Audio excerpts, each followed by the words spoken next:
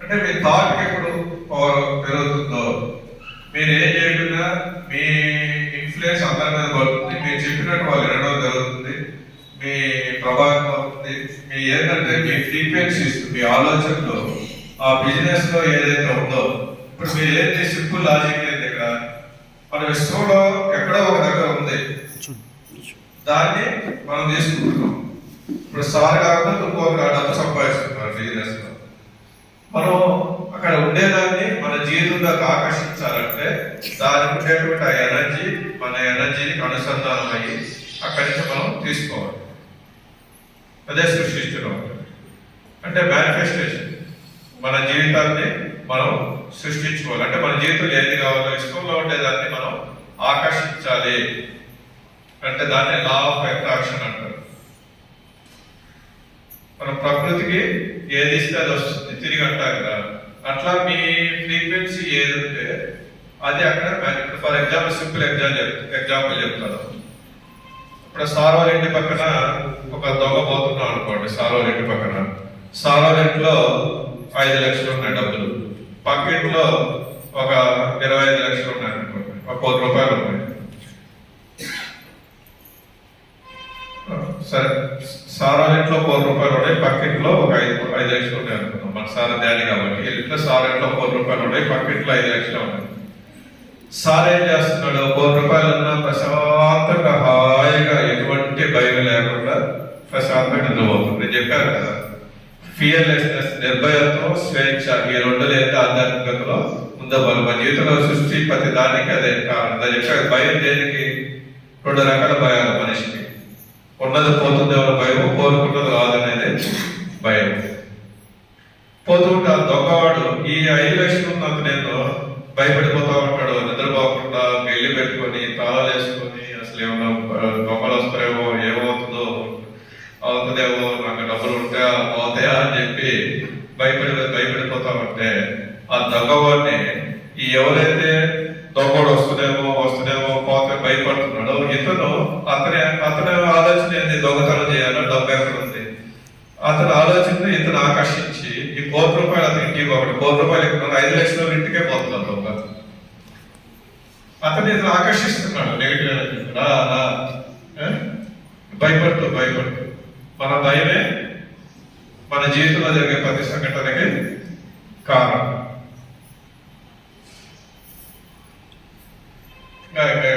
ఏం లేదు, ఊహించుకోవాలి. అంటే మనం లూయిస్ ఏం చెప్పారు, మనం ఏది కావాలనుకుంటూ దాన్ని అమితంగా ప్రేమించాలి, అమితంగా ఇష్టపడాలి. మనకి ఆహ్వానించినందుకు ప్రతి ఒక్కరికి ధన్యవాదాలు.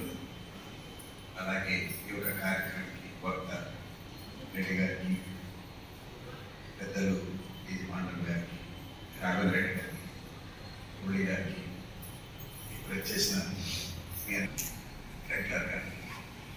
కానీ వార్షికోత్సవం వచ్చినప్పుడు ఆల్ మెంబర్స్ కలిసేది వార్షికోత్సవం.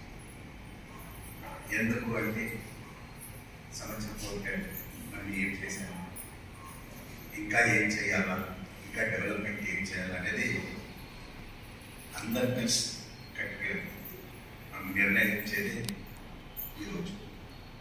అదే మేడం గారు చెప్పినట్లు మనం ఇక్కడ ఇంకా డెవలప్మెంట్ చేయాలంటే ఏం చేయాలనేది అన్నారు. సో ఎవ్రీథింగ్ మనందరికీ తెలుసు. అందరూ చేయాలంటేనే డెవలప్మెంట్ అయింది. అలాగా మనందరూ ఇక్కడ చాలా మంది వచ్చారు, అంటే ఇంకా న్యూ మెంబర్స్ కూడా వచ్చారని.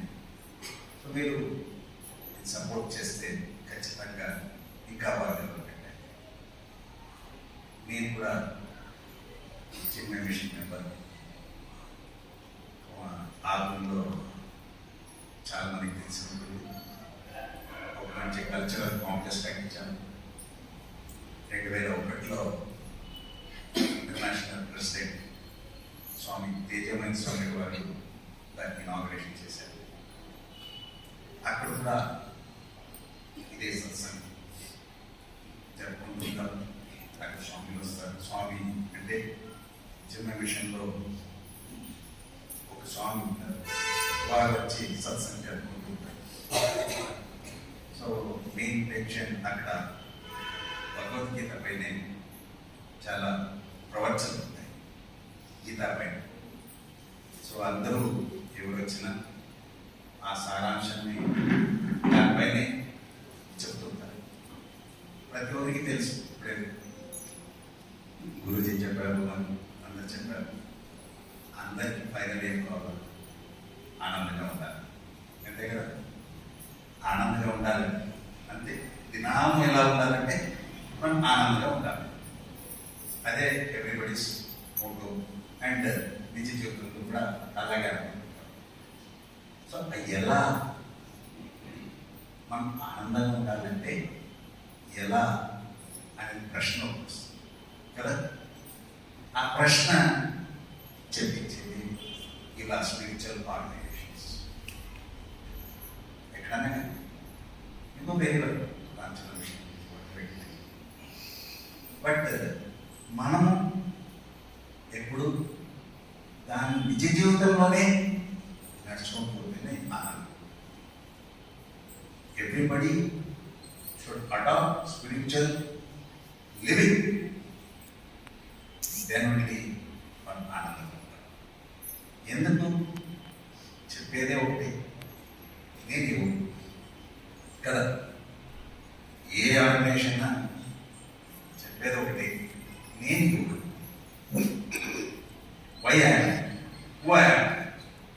అనే అంటే రకరకాల ఎగ్జాంపుల్స్ ఇస్తారు. మనకు అండర్స్టాండింగ్ అయ్యేది, మనం అనుభవం ఏమైనా ఇంతకుంటే మన అనుభవం ఉంటే అది చెప్తూ పోతుంటారు. సో మనం నేర్చుకోవాల్సింది ఒకటి, ఇది పెద్దల కోసం కాదు. నిజ జీవితం చిన్నపిల్లల నుంచే స్టార్ట్ అయింది.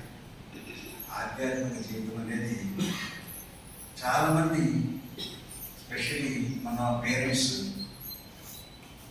నీకెందుకురా మన ఆలయంలో ఎంతో గొప్ప వాళ్ళందరూ కూడా పట్టణవాసులు అందరూ కూడా సహాయ సహకారాలు, మన ట్రస్ట్ మెంబర్ సహాయ సహకారంతో ఇంత పెద్ద పిరమిడ్ ఒక్కసారిగా ₹1,00,00,000 అంత టైంలోనే, అంటే 12 ఏళ్ల క్రితం, అంటే ఎంత గొప్ప కార్యక్రమం అది. అంత గొప్ప కార్యక్రమాన్ని ఎందుకు ఇంత ఖర్చు పెట్టాలి? దీనివల్ల లాభం ఏమైనా ఉందా? ఉంది కాబట్టి ఇంత గొప్పగా మనం ఆదోనిలో పిరమిడ్ ఉండడం అనేది చాలా గొప్ప విషయం. పిరమిడ్ యొక్క గొప్పతనం తెలిసిన వాళ్ళకి మాత్రమే అర్థమవుతుంది.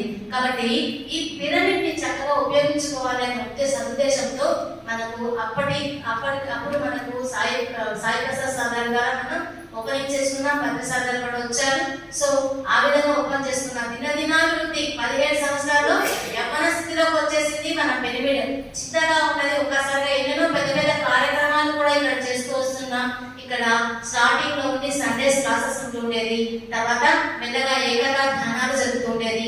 ఇప్పుడు కూడా ఏకతా ధ్యానాలు జరుగుతూనే ఉంది. అమావాస్య పౌర్ణమి ధ్యానాలు జరుగుతుండేవాళ్ళం. ప్రతి ఆదివారము సాయంత్రం సజ్జన సాంగత్యం జరుగుతుండేది. ఇప్పుడు కూడా సజ్జన సాంగత్యం శ్రీనివాస గారు వారు కూడా ఈవినింగ్ 6 to 8 జరుగుతూ ఉంది. సో ఎవరైనా అవకాశం ఉన్న వారు తప్పకుండా వచ్చి ఈ క్లాసెస్ ని అటెండ్ అవ్వాలని కోరుకుంటున్నాం. ఇక్కడ మధుర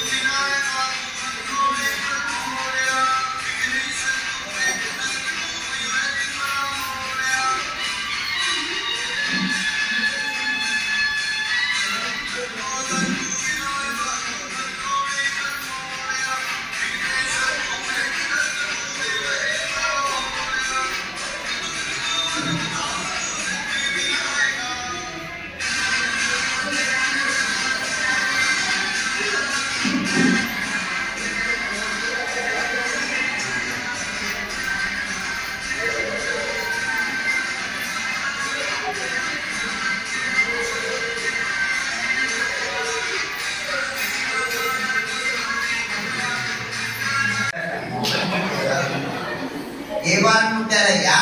మీరే వారం పుట్టారు? నేను సరే నువ్వు చెప్పు ఏ వారం పుట్టావని.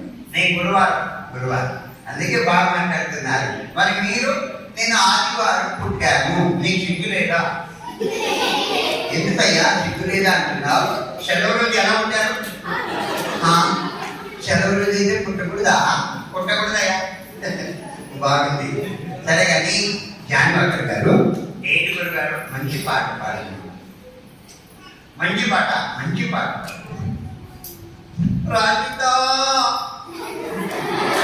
రాజిత నా మాట వింటావా? ఆయన మాట వింటావమ్మా? మీరు నోరు మూస్తారా? వింటావు కదమ్మా? పాడు. చిన్న అయ్యా అచ్చా నిన్నెవరు పడ్డారు? ఏమైందయ్యా? ఏమైంది అలా చూస్తున్నారు? ప్రాచీనంగా అవుతుందయ్యా నా సిగ్గే.